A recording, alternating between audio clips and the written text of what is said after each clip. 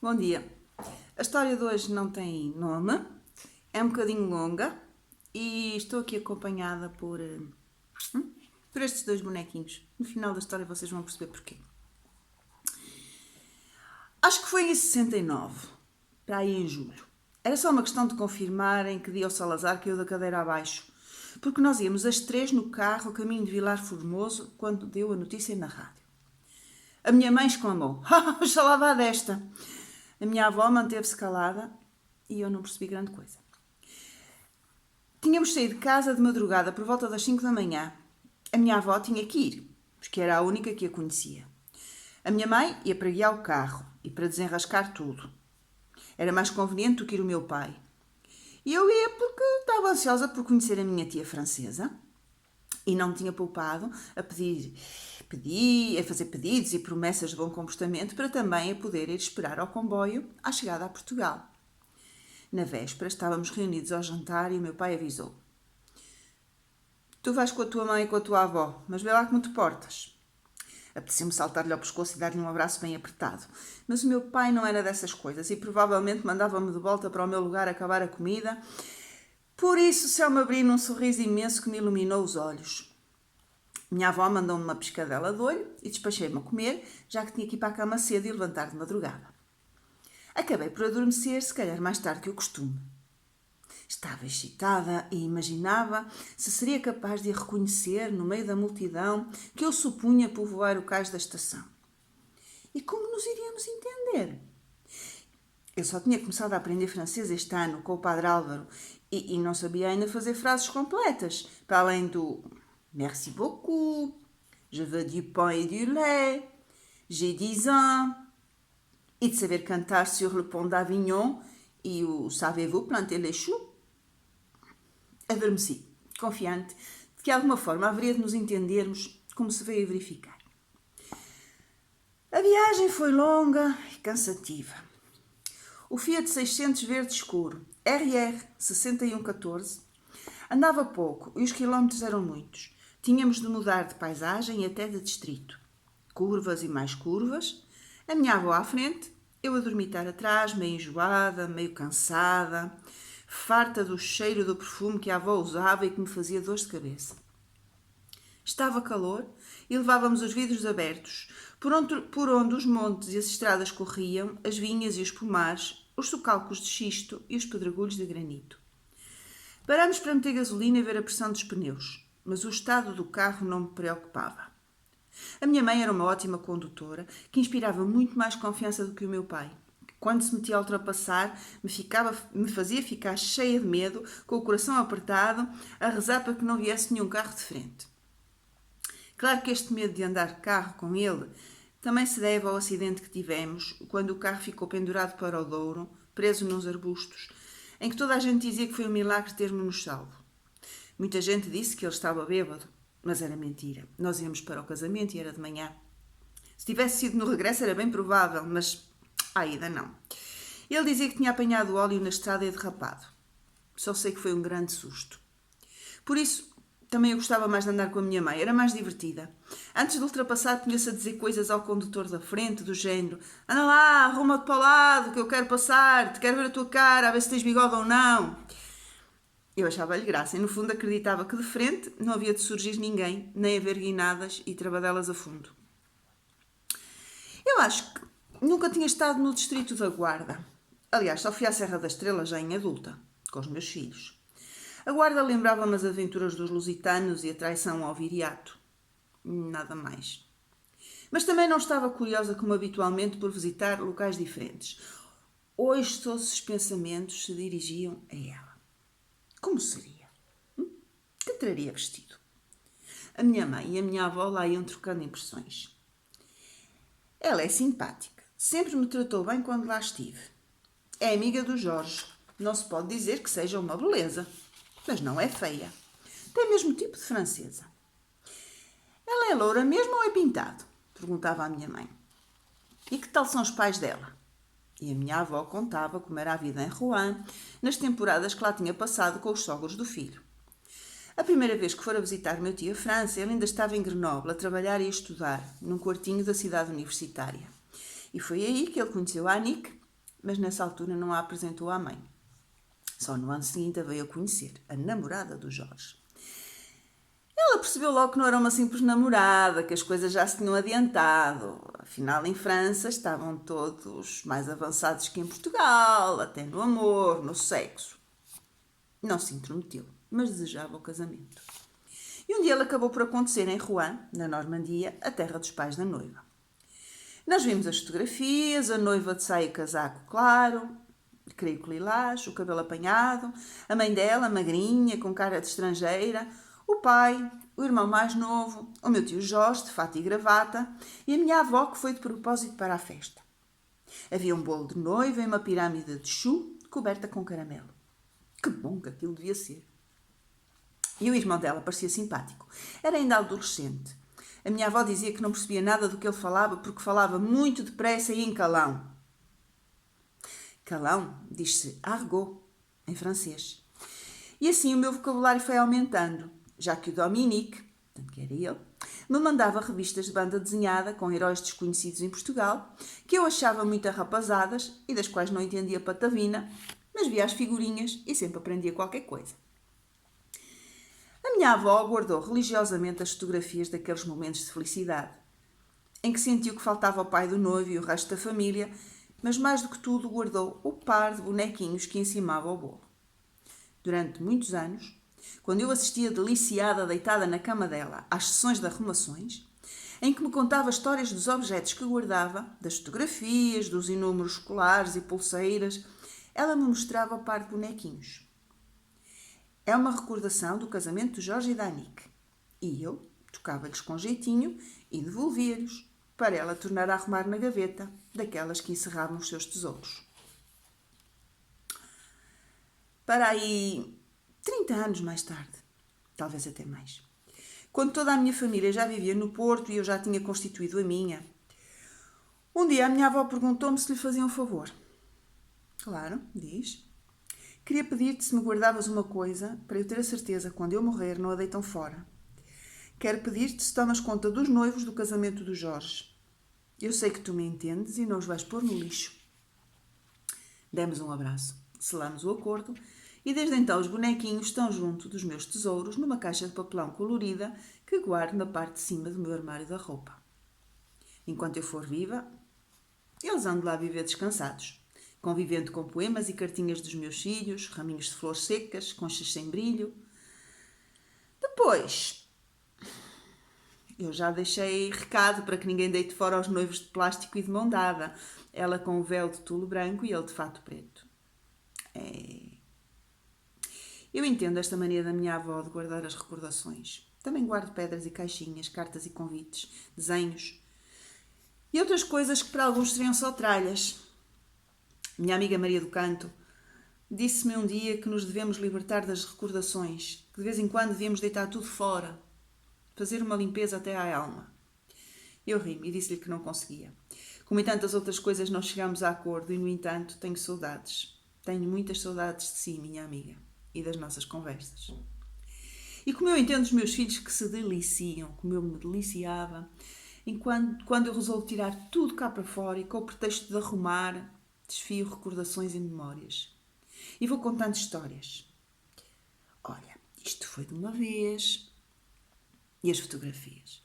Eu adorava quando a minha avó contava que tinha ganho um concurso de Miss e me mostrava uma rapariga sorridente com um vestido de franjas e um colar pelo umbigo. Era o tempo do foxtrot e havia muitas festas. E de uma vez que ela metera bolos com creme nas carteiras das várias raparigas da festa. Não sei se paramos para almoçar, nem me recordo do primeiro impacto. Só me lembro de ter gostado logo dela e de lhe ter dado a mão. No regresso viemos as duas atrás, sem conversarmos. Sorríamos e estreitávamos as mãos. A minha mãe falava-lhe em francês e a certa altura ela começou a dizer algumas palavras em português, mas eram quase só palavrões, que o meu tio lhe tinha ensinado. Só havia uma frase correta, ou quase, quando ela exclamou com um sotaque macarrónico: "Esta é o terra de minho Jorginho." Na quinta, conheceu o meu pai e reservámos-lhe o quarto de hóspedes. De manhã ela perguntou-me: "Tu as bien dormi?" E eu ri e disse que sim com a cabeça. Quando não estava em visita social a conhecer os amigos dos meus pais, as tias, os primos, que invariavelmente lhe queriam oferecer cálices de vinho do Porto, presunto e das melhores iguarias, passeávamos as duas pelo campo e ela ensinou-me o nome das flores em francês. Le romarin, le persil, la bruyère. Ensinou-me o clair de la lune. Eu fazia progressos em francês e ela ia aprendendo algumas palavras que se aventurava a repetir apenas comigo, receando que todos os outros desatassem a rir da sua pronúncia. Ao fim de uns dias, foi-se embora. E passaram-se mais uns anos sem a ver. Ou talvez a memória me atraiçou e tenham sido apenas alguns meses, até que nos encontramos de novo em Pontevedra. Foi em casa da Melita e do Armandinho, um casal amigo dos meus avós. O meu tio ainda não podia vir a Portugal, apesar da minha mãe já ter ido a Lisboa a um ministério qualquer pagar a taxa militar. Como ainda não era seguro, combinaram um encontro familiar em Espanha, que apesar de viver com a ditadura de Franco, não levantava problemas a um refratário português que entretanto se tinha naturalizado francês. O Armandinho era um jovem viúvo de uma cubana e um dia veio passar um fim de semana ao Porto. Conheceu a Melita, que era filha de galegos, e apaixonaram-se apesar da grande diferença de idades. Casaram, tiveram um filho da idade da minha mãe. O filho do primeiro casamento foi viver para a Argentina e o casal fixou-se em Pontevedra, mas sempre com um pezinho no Porto. O meu avô era um grande entusiasta de montanhismo e faziam escaladas juntos, em grupos de gente alegre e contra o regime, alguns deles artistas e homens de letras. As mulheres acompanhavam o grupo, mais comedidas nas aventuras, mas igualmente entusiastas. Fiquei muito admirada quando a minha avó me contou que acampavam em plena montanha, com tendas pesadíssimas e sacos-cama que tinham sido da RAF. Sei lá quantos pontos é que ela subiu na minha consideração, uma avó radical. E uma vez no sótão, mostrou-me as espias e as tendas de lona, quando eu decidi fazer campismo pela primeira vez, nos últimos anos da faculdade. Como eu gostava de poder ter alinhado num grupo assim. As recordações de Pontevedra são fantásticas, mais no sentido de serem muito fortes. De manhã, a velha Palmira descia à rua e trazia churros que acompanhávamos com chocolate quente, espesso que se fartava. Durante o dia passeávamos nas ruas cheias de gente e apaixonei-me pelas pequenas lojas. As bonecas da famosa, as gulosinas coloridas, até as sapatarias. À tarde íamos ao cinema e depois a um bar onde os adultos conversavam e tomavam uma copa, um mundo cheio de fumo e com um horrível cheiro ao tabaco espanhol. Riam-se e falavam alto, comiam empanada, tapas de polvo e de chouriço. Toda a gente falava pelos cotovelos e velhos e novos pareciam estar a divertir-se. Ninguém tinha pressa para ir para casa jantar e mesmo depois de escurecer as ruas estavam cheias e havia alarido. Tão bestialmente diferente da minha vida na aldeia. A minha mãe parecia mais nova e bonita e falava fluentemente o galego, fruto de vários meses de estadia em Pontevedra. O meu pai também parecia mais feliz e ninguém implicava comigo, que era ótimo. Para mim, Espanha era a terra da liberdade. Uma vez, já era mais crescida, devia ter uns 13 anos, deixaram-me sair com duas raparigas da minha idade, que eram familiares de uns quaisquer conhecidos. Sei que elas falavam de uma algraviada que era meio difícil de entender, mas tinham uma alegria contagiante dos outros. Fomos a um sítio onde se dançava e havia uma jukebox igualzinha aos filmes americanos. Bebemos Coca-Cola, que era proibida em Portugal, e confesso que não gostei muito de lá daqueles picos todos, mas bebi, para não ficar mal, não é? Elas gostavam de ouvir Bob Dylan, que eu conhecia vagamente, e diziam o nome dele com um sotaque esquisitíssimo. Pela primeira vez, vi, entre os pais que dançavam, um rapaz a apalpar o traseiro da companheira e a minha mentalidade rural ficou chocada durante uns tempos. Decididamente, Espanha era a terra da liberdade. Quando me levaram a casa, já era tarde, mas ninguém se ralou, só me perguntaram se me tinha divertido e eu, claro, e nem contei sequer metade da história. Mas isto foi muitos anos depois do tal encontro com a família. Dessa vez alguém tinha programado uma ida ao teatro ver um espetáculo dos cossacos. Creio que os Jorge e a Anique ficaram num hotel, nós em casa da Melita, como de costume. Eu dormia num sofá na sala. E agora que penso nisto, ficaram mais duas sensações que não resisto a partilhar. Primeiro, o facto da casa ter aquecimento central, o que a tornava confortável, mesmo quando lá íamos no inverno, tão diferente da nossa, onde a sala onde a lareira acesa se suava, onde na sala com a lareira acesa se suava e nos quartos se tiritava de frio. Outra coisa era a Melita não se preocupar com as encorrilhas do lençol, quando me ajeitava à cama e me dava um beijo. Dorme bem, nena. Ao fim da tarde, fomos comer hábito, comer umas raciones de empanada, sentados à volta de uma mesa baixinha. A minha tia era o centro das atenções e também acho que tanta algazarra a desnorteava um pouco. Ainda que eu tenha vindo a perceber que ela tem um pouco o temperamento mediterrâneo. O espetáculo dos cossacos foi inesquecível. Os rodopios, as cores das vestimentas, os gritos que davam, tudo era emoção a mais. Eu nunca tinha visto nada que me tivesse fascinado tanto. E melhor que tudo, eu tinha os meus tios ali à minha beira, o meu adorado tio Jorge, que por acaso era também meu padrinho, o elemento mais novo da minha família e o que estava mais longe. Antes dele ter desertado, foi passar uns dias à quinta. O meu avô tinha morrido há pouco tempo, a minha avó tinha ido viver connosco e a casa do Bonfim estava a ser desfeita. Ele já tinha tudo planeado, mas não contou a ninguém. Lembro-me dos passeios que dava comigo pela mão, de irmos ouvir as rãs coachar no lago à beira do lameiro, de me ensinar a atirar aos pardais com a espingarda de pressão de ar. Ele era jovem, bonito e usava corta à francesa, como se dizia na altura. Andava no primeiro ano de medicina quando resolveu fugir, aproveitando uma autorização especial para ir ver um jogo de futebol à Espanha. Eu nem consigo imaginar o que a minha avó deve ter sofrido. As imensas saudades, a falta de notícias. Eu que já andava toda tristonha e chorosa por o meu filho ter ido passar uma semana num campo de férias e em Leiria. Meu tio deu-me um jogo de damas chinesas que o meu avô lhe tinha dado. E esse tabuleiro de cartão já a arrebentar de tal maneira que nem com concertos sucessivos de fita cola se aguentava, durou até há bem poucos anos. Restam as bolinhas que guardo numa caixinha especial e que, para quem não saiba da história, parecem berlindes.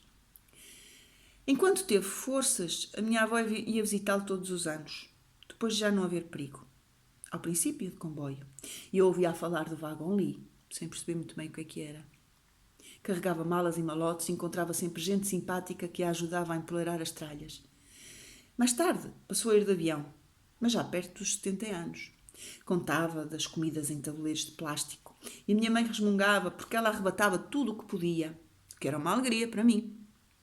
Colheres de plástico de avião, papel de carta de avião, pacotinhos de sal e pimenta, tudo coisas fixes que ela me trazia. E contava das hospedeiras. E de uma vez pediu para ir à cabine falar com os pilotos e ver como se conduzia um avião. Sorripiava tudo quanto podia, de sabonetes a palitos, guardanapos e folhetos informativos. E o que é que tem? Posso ser parola. Mas também gosto de trazer para casa os sabonetes dos hotéis e descascá-los para me perfumarem as gavetas. Tem demais. A avó de uma amiga minha trabalhava a passar a ferro em casa das senhoras e ela contou-me que lhe davam frequentemente de lanche maçãs. A avó trazia para casa e guardava-as nos gavetões. A roupa dela há de cheirar sempre a maçãs, exclamava saudosa a minha amiga. Ou quando já tinha passado a Páscoa há muito e ela desencantava dos armários amêndoas perfumadas de baunilha e as punha debaixo das nossas almofadas. São estas memórias que eu também não quero perder e por isso escrevo, porque é um dever meu para com os meus filhos. Eles vão de saber de onde vieram, a que cheiravam as coisas, como era viver num país onde uma simples Coca-Cola era proibida, onde se falava baixo por causa da PIDE, onde a alegria tinha de ser a de sermos pobres, mas honrados. E os imigrantes partiam todos os dias a salto ou com documentos, analfabetos e amedrontados. E é por causa disso que, apesar da ostentação e da pirosice do Joaquim, tive de tomate, e responde Joaquim lá na praia de Faro, não, mas é um bocado de frango. Pois é, apesar das maisons e dos abeques, eu acho que é preciso dar valor a estes homens e mulheres que tiveram o arroz de partir e dos quais só falamos para criticar os casamentos lá na terra no mês de agosto, ou então em versão técnica, para valorar as remessas. E como o povo falava ao ver as notas pregadas no manto da Nossa Senhora da Piedade, quando saía em procissão, rodeada de anjinhos de cabelos aos cachos e passo cadenciado. Tanto dinheiro, caramba! Quase todos os imigrantes que assim mostravam a sua devoção à Senhora que chorava por também ter perdido um filho. Eram estes homens e mulheres que partilhavam o comboio com a minha avó. Gente simples, mas todos conhecendo o valor da saudade e da entreajuda. No regresso, a minha avó trazia-me colares e pulseiras. anéis e símbolos hippies que um amigo do meu tio andava a vender na rua. Mas aquilo que me espantava mais era ela queixar-se que em França eles deitavam tudo coisas ao lixo, coisas boas e tudo. São desgovernados, dizia ela. E uma vez chegou a recuperar e trouxe para Portugal uma simples bacia de plástico com uma manivela para escorrer a salada que a minha tia tinha deitado fora. Durante muitos anos, esse utensílio andou nos armários de cozinha lá de casa, até que o desgoverno também cá chegou e as lojas dos 300 se foram aproximando e outro mais bonito o veio substituir. Diretamente da Tailândia ou da China, digo eu. A minha avó contava que uma vida era diferente por lá. Já na altura os vizinhos passeavam os lulus na rua, levavam roupa à lavandaria. Os franceses têm uma sanita num sítio e o lavatório noutro e não se lavam no bidé. Isto incomodava de tal maneira que o meu tio acabou por lhe comprar um bidé de plástico branco que só saía do armário das coisas inúteis quando a minha avó os visitava. E comiam coisas esquisitas, celery, endívias, coisas que eu nunca provara e que ela não me sabia explicar a que é que sabiam. A salsa era frisada. O peixe já se comprava sem espinhas. E os meus tios levaram-no ao restaurante chinês. Trazíamos chocolates Poulain, com cromos dentro, mostarda super picante em copos de vidro com o Asterix, e uma vez o meu tio mandou-me uma coleção de moedas com a história da aviação que tinha feito aos poucos nas bombas de gasolina. Outra coisa que fazia furor eram os cubos aperitivo La Vache qui rit e mais recentemente as embalagens de frutos secos e variados, com rodelas de banana e cubos de papaya. Por aqui se pode ver o que a globalização nos trouxe. Um ano fomos todos passar o Natal a Paris. Fomos de avião. E eu deixei ficar um papel com o meu testamento, com medo de nunca mais cá voltar. Afinal, regressei sem e salvo e fiquei a saber que o meu papelucho não tinha validade nenhuma. Paciência. Aquilo que mais me admirou, acho que foi o contraste entre o calor da casa e o frio das ruas. Ou melhor, se calhar é pouco correto dizer isto. Tudo me admirou. As escadas rolantes no aeroporto, a mistura de raças e línguas, a casa dos meus tios, onde, só com uma chave, dava para abrir todas as portas. As luzes, os grandes magasins, a nossa já tão vulgar Fédération Nationale des Achats des Cadres, ou seja, a FNAC, onde comprei um póster enorme do Snoopy para trazer ao Manel. Nessa altura já tinha uma ideia do que tinha sido maio de 68. Sabia de cor a letra de algumas canções vanguardistas e admirava Boris Vian. Consoámos em casa dos meus tios, mas não houve bacalhau, felizmente. Pela primeira vez comi salmão fumado, pâté e bebi champanhe francês. Ficou a minha tia comprar uma bûche de Noël e achei engraçado comerem gelados e mariscos nesta época. Num desses dias fomos visitar um outro imigrante conhecido, mas aí as tradições já eram como as nossas e eu percebi que o meu tio português se tinha perdido. Apesar disso, eu admirava-o profundamente e a minha tia e foram eles os primeiros a saber quando deixei de ser virgem. Nunca conseguiram ter filhos e talvez durante algum tempo eu tivesse sido a sobrinha preferida. Depois, o adolescente que me mandava as revistas do Fantôme casou e descasou, teve 3 filhos e pela distância a que estávamos senti que os fui perdendo um bocadinho. Nós gostamos das pessoas, queremos tê-las connosco e depois dizemos, não faz mal, mas há sempre pedaços da vida que se perdem e que nem os filmes ou as fotografias conseguem fazer-nos viver. E foi assim quando eles fizeram 50 anos, por exemplo. Que pena ter perdido essa festa. Ou quando o meu primeiro filho nasceu e só o conheceram através de uma fotografia meio desfocada que lhes mandei por carta. Ou quando compraram uma quintarola com uma casa para restaurar perto de Orleans. E tantas outras ocasiões que faltaram unir. Mas é assim, nada a fazer. Apesar disso, fomos aproveitando as vezes que estivemos juntos. A minha tia ensinou-me a fazer a tarte tatin, a diferença entre uma pâte feuilletée e uma pâte brisée, cozinhou-me tarte de ruibarbo e uns enormes caracóis com um molho delicioso e esverdeado, enquanto falávamos das viagens que já tinha feito, antes e depois de ter encontrado o meu tio. Contou-me a história da Joana d'Arc, que era natural de Rouen, tal como ela, e falou-me da sua infância e adolescência. Quando eu era mais pequena, trocávamos cartas escritas em francês aportuguesado ou em português afrancesado que o meu tio lá lhe traduzia. Ao longo das vezes em que estávamos juntas, ensinou-me alguns palavrões, levou-me à Torre Eiffel, ao Centro Pompidou, mostrou-me as ruas e os bairros mais castiços de Paris. Deu-me a minha primeira e única Barbie, mas uma vez disse-me que não deixaria uma filha sua ler os livros da Condessa de Ségur, que eu já devorava e que tinham sido da infância da minha mãe. Contradições? Sei lá. Estou com má bocado, porque não? Eles mandavam encomendas pelo Natal e eu tinha sempre uma prenda especial. A primeira foi um urso de peluche, a que chamei Gri, como carinhosamente chamava o meu tio. Depois veio a Barbie, com uma gabardine bege e botas altas, mas nunca brinquei muito com ela, porque nunca mais ninguém me deu roupas e não se brinca com as Barbies sem ser ao vespe e despe. Acabou de gabardine e perna cruzada na esquina da minha mesa de cabeceira, o cabelo loiro amarrado com o totó dos meus. Nenhum adulto percebeu o meu problema, apesar das minhas tentativas de pegar em retalhos de tecido e fazer casacos e saias. Mas os dotes para a costura eram poucos, e a boneca era muito pequena para eu lhe fazer alguma roupa de jeito e a condizer com o seu estatuto de modelo, e mais uma vez só a imaginação me foi safando. Qualquer trapito amarrada à delicada cintura, passava a ser uma belíssima saia para a minha Barbie parisiense. A melhor prenda que me mandaram foi uma caixa de madeira cheia de guaches e aguarelas, pincéis e paleta, godés e esponjinha para limpar. E o melhor é que tinha dourado e prateado.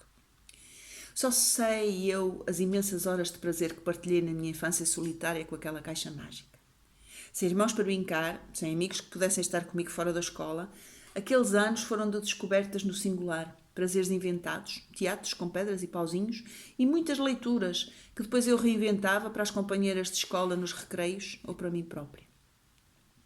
Lembro-me da minha avó dizer divertida que às vezes ficava sem prestar atenção à rádio só para ouvir os meus monólogos e sorriu ao recordar o meu filho de joelhos no quarto, os bonecos todos do Dragon Ball em cima da cama, a desenvolverem lutas terríveis em que ele fazia a banda sonora de cheia de puffs e puns e as e outros sons irreproduzíveis.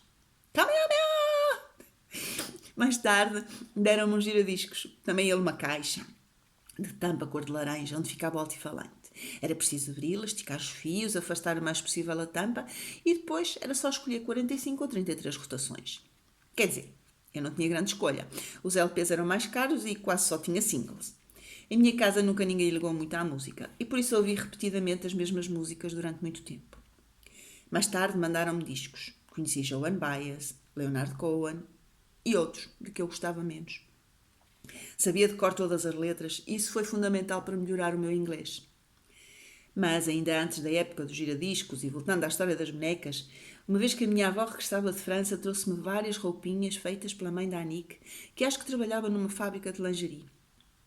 Devo ter-lhe agradecido com um merci madame, com uma letra desenhada e em post-scriptum numa carta para os meus tios, mas só hoje lhe agradeço verdadeiramente a alegria que me deu. Finalmente podia vestir e despir cuecas robes vestidos de bordado inglês ou às florzinhas. Não eram do tamanho da Barbie, para essa nunca arranjei guarda-roupa, mas serviam às bonecas mais grandalhonas e avantajadas e até se experimentei numa cadelita que tive. Mas vale tarde que nunca, e por isso, e em português, muito obrigada pelo saco de roupas que mandou pela minha avó para as minhas bonecas. A idade põe-nos a pensar.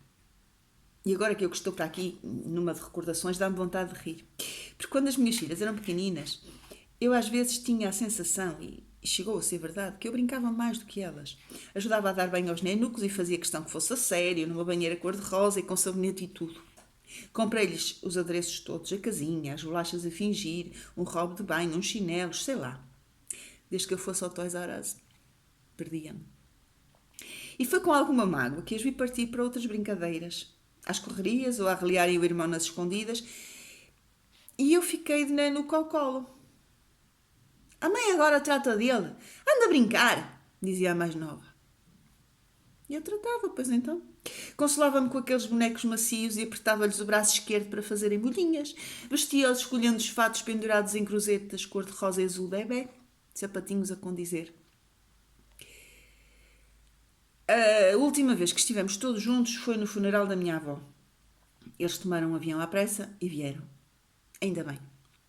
O grande amor da vida dela foi sempre o filho que estava longe e que ela gostaria que tivesse vindo dar-lhe o derradeiro beijo e chamar-lhe Dona Totó, em brincadeira. Agora vamos ver-nos menos. Já não virão todos os anos uma semana cá, por alturas de março, para visitar a velhota.